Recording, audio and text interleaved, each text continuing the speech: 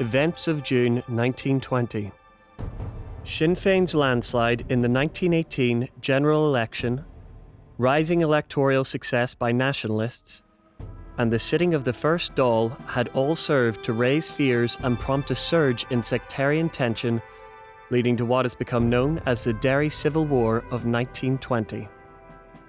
June 1920 saw the worst outbreak of violence in the city's modern history, as Unionist gunmen launched an armed attack on Catholic districts across the city, provoking a ferocious and sustained IRA response before the intervention of the British authorities, the imposition of a military curfew, and the establishment of an uneasy peace.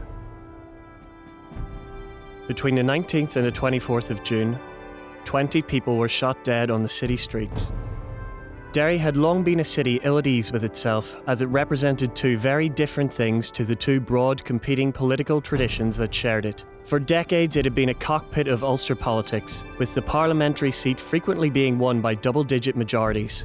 Unionists viewed the city as the epitome of no-surrender resistance that was constantly under threat from a growing Catholic nationalist population. Nationalists viewed it as a symbol of gerrymandering and discrimination, where a nationalist majority population was subjugated by a unionist minority. The Home Rule issue had galvanised opinion and popularised access to weapons on both sides in the years preceding the outbreak of World War I. But war had only postponed matters, and during the war and after its end, a new element was added to this already volatile mix: the issue of partition, and Derry's inclusion or exclusion in any new northern arrangement. Since the general election of 1918, tensions in Derry had been on the rise. The election of a Sinn Féin TD added to nationalist confidence, and increasing IRA actions in 1919 were serving to spook the unionist community. Local newspapers carried regular and detailed reports of events throughout the country, and the decades-old nationalist political dominance of the Catholic community could no longer be relied upon. The new, more militant Irish republicanism of the post-Rising era was steadily gaining ground in the city. In January 1920, the election of the first Catholic-led corporation in 2 centuries, and the new corporation's efforts to give expression to its nationalist voters' views, was reinforcing the belief amongst unionism that the maiden city was falling. The removal of flags from the Guildhall and the striking of Lord French from the role of freeman of the city clearly demonstrated the corporation's position, and a slow but steady increase in IRA activity in the city and adjacent counties only increased tensions. This cocktail of factors was to come to the fore as 1920 unfolded. IRA activity in the city and its immediate surroundings increased as the year progressed, and as tensions rose, Unionist and Republican gunmen were increasingly on the streets. April and May that year saw concerted attacks on Bridge Street, and during one of these attacks, the first Royal Irish Constabulary fatality in the city took place, that of Special Branch Sergeant Maroney, who was shot and killed. It is all but impossible to put a start date to Derry's Civil War, but in the days immediately prior to the 18th of June 1920, tensions in the city spiked. On the 13th of June, a group of Unionist men believed to be from the Fountain area opened fire on a group of Catholics visiting Prehane Woods in the waterside. Whilst no one was wounded or killed in this incident, within 24 hours, death threats had been nailed to trees in Prehane stating, "Any Sinn Féiner found in Prehane or Prehane Wood after this day will be shot on sight." Signed 14th of June 1920. The next day, on the 15th of June, in what the Freeman's Journal termed the Fight for the Ball, an armed group of Unionists entered Catholic Bridge Street and opened fire. It is alleged that a ball rolled down Fountain Street and into Bridge Street, sparking a confrontation first between children and then between adults. Whatever the origins of the incident, a full night of communal conflict on the Fountain Street-Bridge Street interface took place, with revolvers and then rifles being fired. It was a sign of things to come. Friday, the 18th of June. On this day, 100 years ago, a row between Catholic and Protestant youths at Cross Street in the Waterside led to a Unionist mobilization at Glendermot Road and an armed invasion of the Catholic district of Cross Street and Union Street. Homes, shops and residents were attacked. the Royal Irish Constabulary withdrew from the area and some residents fled to the countryside in terror. With Unionist gunmen in control of the bridge, efforts to cross the river by boat were soon repulsed by gunfire from the waterside. During the attack, the British Army entered Cross Street to enable a patrol from the city side to return to their barracks, located a mere 100 yards from Cross Street. Once this happened, the British Army withdrew and the attack resumed. The limited intervention of the British Army enabled the nationalist residents to get organised, and by the time of the soldiers had passed, nationalists were armed, were returning fire, and the attack was repulsed. During the attack, 2 Catholic residents, Bridget Mulhern, a 6-year-old girl, and Edward Mallet, a middle-aged man, were shot and wounded. The attack came to an end around 6 a.m. on the Saturday morning, although for the duration of the next week, sniping continued and the Catholic enclave of Cross Street, Union Street, was under siege. At the same time as the attack was taking place in the waterside, fierce fighting broke out in the Diamond on the city side. An armed Unionist fired into the Diamond from Bishop Street and then occupied it. Saturday the 19th. Tensions remained high the following day, and troops and police took up positions at the usual flashpoint areas of Carlisle Square, Bridge Street, Wapping Lane and Fountain Street. It was not in these areas, however, that trouble erupted. That evening, in what a number of sources have described as a drunken sectarian squabble, fighting broke out at the Long Tower Street, Fountain Street interface on Bishop Street. As crowds continued to gather at the interface, armed Unionists opened fire from Albert Street and Fountain Street into Long Tower Street and Bishop Street. After the shooting of James McVeigh, hand-to-hand fighting broke out in the Diamond and Ferry Quay Street areas. Within a very short period following the shootings at Long Tower Street, a second group of armed Unionists moved through London Street from the Fountain before advancing into Bishop Street and onto the Diamond, firing as they went. James McVeigh, a 60-year-old resident of Walker Square, was shot in the neck and subsequently died. A John O'Neill wounded at the same spot. Captain Stewart, a retired BA officer who was on his way to the cinema, was wounded in the leg during this initial attack by Unionists. Thomas McLaughlin was shot dead at Butcher's Gate around 10 p.m. by Unionists. An unnamed woman who tried to get to his aid was shot and wounded by Unionists. 20 minutes later, Edwin A. Price was shot dead at the entrance to the Diamond Hotel in the Diamond, around 10:20 p.m. by Unionists. He had served in the Ambulance Corps in the 36th Ulster Division. 10 minutes after Mr. Price had been shot in the Diamond, Thomas Farron was shot dead by Unionists in Long Tower Street around 10:30 p.m. 30 minutes later, Patrick Mallet was shot by Unionists at Long Tower Street. He died 5 days later. It is estimated that it was around this time, 11 p.m., that a detachment of the Dorset Regiment arrived at this scene, with the Unionists withdrawing to Fountain Street. 15 minutes later, John Gallagher, 19, was shot dead on Clarendon Street as he walked home.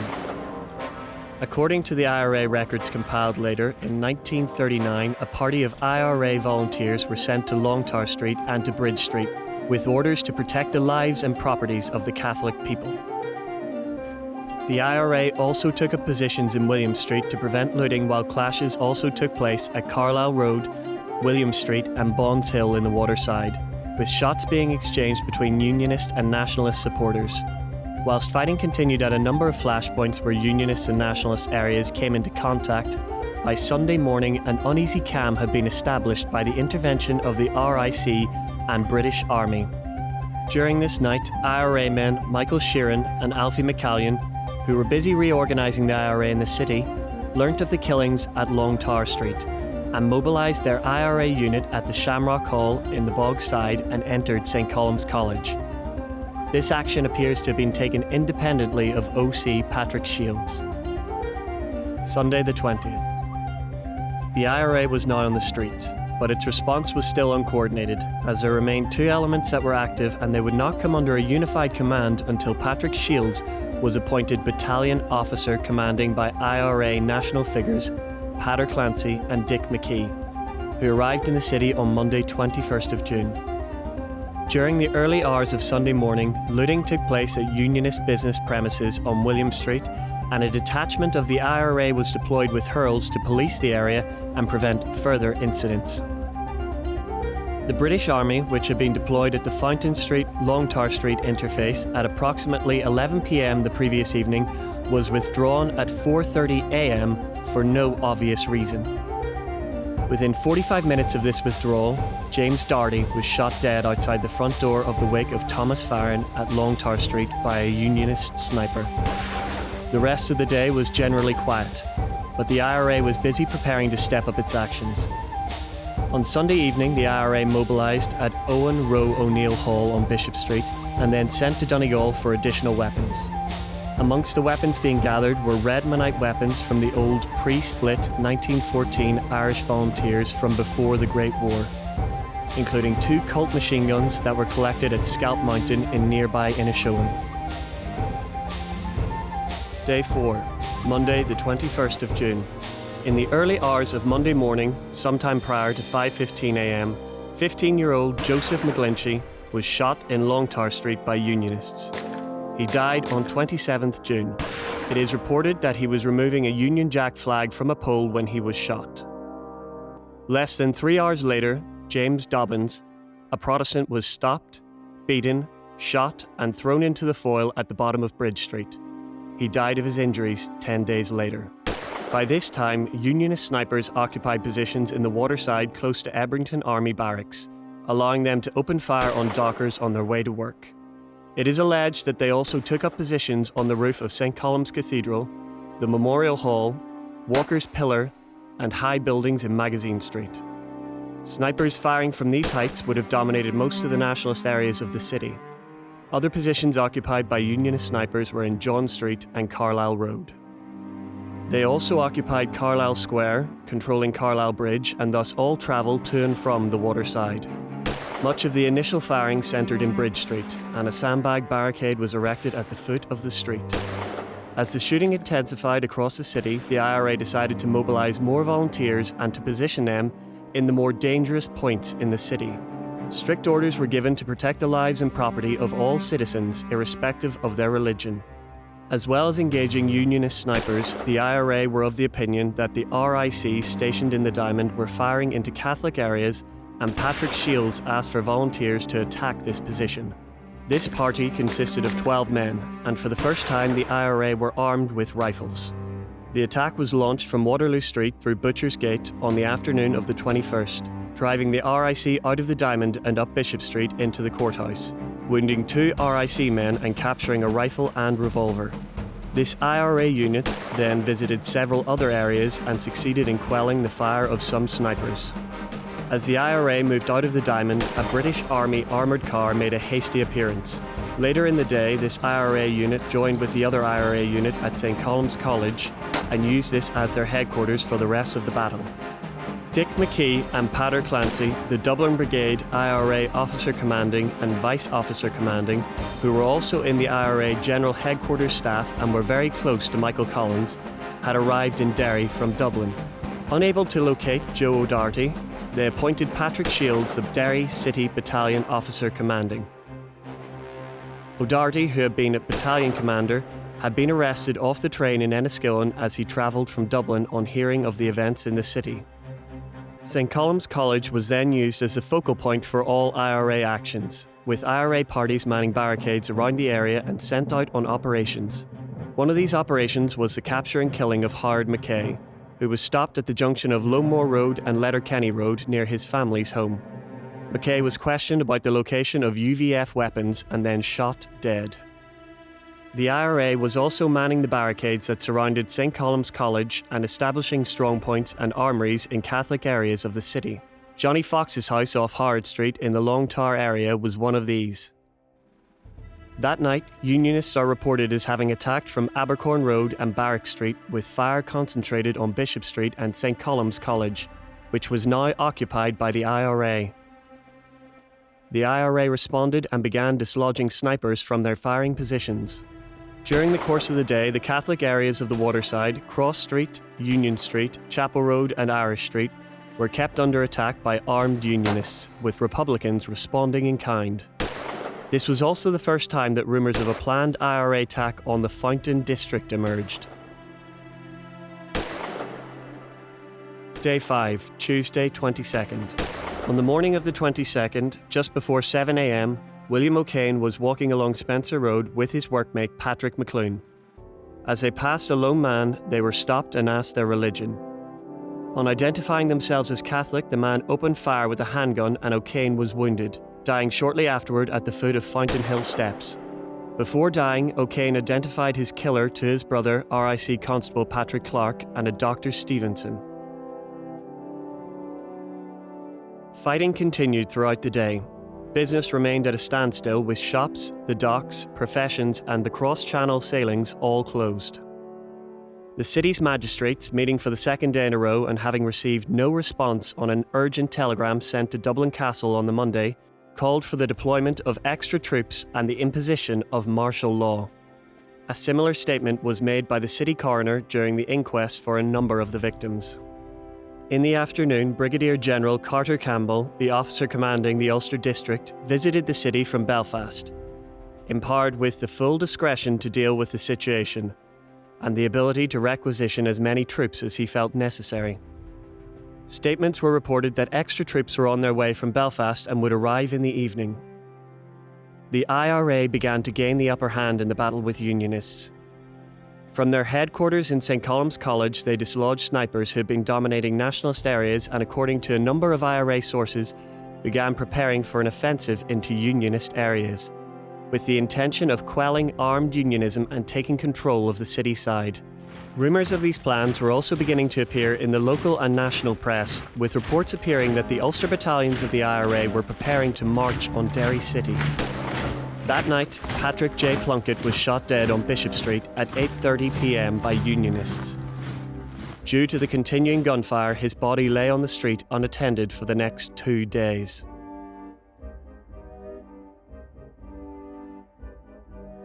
Day 6, Wednesday the 23rd. Following another night of fighting, the killing continued on the Wednesday. At 7:30 a.m, John McKinney was shot and wounded at Clooney Terrace in the Waterside by Unionists, dying the next day. 2 more Catholics, Mr. J. Mulhern and Mr. J. Kerr, both of Cross Street, were also shot and wounded in the Waterside during the day. 4 hours later, William Rankin was shot dead by the IRA at the Unionist barricade that had been erected at the junction of Barrack Street and Bishop Street. The IRA were firing from behind sandbag barricades stretched across Bishop Street at the entrance to St. Columb's College. The exchange between Unionists and the IRA went on all day, but despite the presence of an armoured car at Bishopsgate, the British Army did not intervene. Only when Unionists organised a general evacuation of Barrack Street was the armoured car deployed to provide cover, engaging the IRA riflemen in Bishop Street. 3 members of the Whiteside family, Father Alexander, son and daughter, were shot and wounded by the IRA, while the British Army claimed to have killed 5 IRA men, in what the Irish Independent described as a general attack on the Sinn Féiners. At 2:15 p.m, Peter Campbell was shot dead by Unionist snipers while rowing across the River Foyle, in an action taken to avoid the Unionist checkpoints on Carlisle Bridge. 2 other Catholics, Michael McChrystal and Patrick Logue, were wounded doing the same thing. Later in the evening, Margaret Mills, a Protestant from Orchard Row, was shot dead at the junction of Bishop Street and Ferguson Street by the IRA firing from the area of St. Columb's College. During the day, the British military presence in the city had been greatly strengthened, with 500 troops of the Norfolk Regiment arriving by train from Belfast and a British naval destroyer sailing into the city. But the day ended with reports of further fighting and reports of Catholic families being evicted at gunpoint from Carlisle Road, Abercorn Road and Harding Street. Day 7, Thursday 24th. Thursday was to see another 4 people killed and yet was described in the media as being largely quiet, reflecting more the absence of the sustained clashes of the day before than the mortality rate. There also appeared to be more sniper activity on that day. Elizabeth Moore, a Protestant, was shot and wounded by the IRA at the front door of her home on Longtar Street at 7:30 a.m. and died 6 days later. 30 minutes later, Robert McLaughlin was shot dead outside his brother's home at 99 Bishop Street by Unionists firing from the corner of Barrack Street. He had accompanied his brother to his home, but both were fired upon as they reached the front door. When his body was retrieved some hours later, it was discovered he had also been robbed. George Caldwell, a 10-year-old orphan, was shot dead as he looked out a window of the Nazareth House home where he lived by either the British Army or Unionist snipers at around 1 p.m. The final fatality was Augustus Austin, shot by a Unionist sniper at 7 p.m. at Union Street in the Waterside. It seems Mr. Austin, an English Catholic convert, had been targeted throughout the week by Unionists and had only been on the street to gather supplies for his family. Thursday also witnessed the sustained intervention of the British Army, with machine guns, armoured cars and the extra troops in the city being deployed largely against Republican positions, amidst reports that Republicans were firing at them. In response, the IRA withdrew back to St. Columb's College before deciding to dump arms and return to the civilian population. Also on Thursday, Brigadier General Carter Campbell met in conference with the city's magistrates, using the opportunity to request businesses open on Friday when extra troops would be arriving. He also announced his intention to enforce a curfew law from 11 p.m. on Friday. As sniping continued into the hours of darkness, the citizens of Derry were witness to the strange sight of searchlights from the naval destroyer playing over the city's rooftops in search of snipers. For all intents and purposes, Derry's civil war had come to an end. Between the 19th and 24th of June, 20 people were shot dead on the city streets, 15 Catholics and 5 Protestants. Among the dead lay 2 women and a young orphan boy. It has never been accurately established how many were wounded. No British soldiers or RIC men were killed or seriously wounded.